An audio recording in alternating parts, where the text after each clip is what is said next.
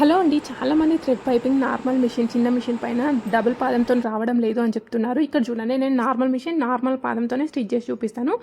ఇక్కడ నేను పైపింగ్ డోరీ అనేది రెడీ చేసి పెట్టేసుకున్నాను. ఇక్కడ దీనికి వచ్చేసి డిఫరెంట్ సైజెస్ అయితే డోరీస్ ఉంటాయి. ఒకవేళ మీకు డోరీ నెంబర్ కావాలి అనుకున్న వాళ్ళు కామెంట్ బాక్స్లో కామెంట్ అయితే చేయండి. ఫస్ట్ నేను గోల్డ్ కలర్ అయితే రెడీ చేసి పెట్టేసుకున్నాను. గోల్డ్ కలర్ రెడీ చేసి పెట్టేసుకున్న తర్వాత మనకి ఇన్విజిబుల్ థ్రెడ్ పైపింగ్ కావాలి అంటే ఎప్పుడు కూడా ఫస్ట్ మనం లైనింగ్కి మాత్రమే జాయిన్ చేసేసుకోవాలి. ఓకేనా? ఫస్టే లైనింగ్ మెయిన్ ఫ్యాబ్రిక్ అస్సలు జాయిన్ చేయొద్దు. ఈ విధంగా రెండు జాయిన్ చేసేసుకున్నాం కదా, అది నెక్ కానీ హ్యాండ్స్ కానీ ఏదైనా కూడా ఈ విధంగా జాయిన్ చేసేసుకున్న తర్వాత నెక్స్ట్ మెయిన్ ఫ్యాబ్రిక్ తీసేసుకోండి. మెయిన్ ఫ్యాబ్రిక్ మనకి ఏదైతే పైకి కనబడుతుందో అది లైనింగ్కి జాయిన్ చేసినట్టు ఉండాలి. ఎందుకంటే రివర్స్ తీసుకున్నప్పుడు అది మనకి పైకి వస్తుంది కదా. ఇప్పుడు ఈ విధంగా పెట్టేసి మనం ఇప్పుడు స్టిచ్ అనేది రివర్స్లో ఇప్పుడు మనకి ఎట్లా తెలుస్తుంది అంటే ఆల్రెడీ మనకి కింద థ్రెడ్ పైపింగ్ కాబట్టి కొంచెం బొద్దులాగా ఉంటుంది. లేదు అంటే మనం ఇంతకుముందు వేసిన స్టిచ్ ఉంటుంది కదా, అదే స్టిచ్ పైన వేసేసుకుంటూ వచ్చేసేయండి. ఈ విధంగా ఓపెన్ చేసేసుకుంటే మీకు నీట్గా ఫినిషింగ్ అయితే ఉంటుంది.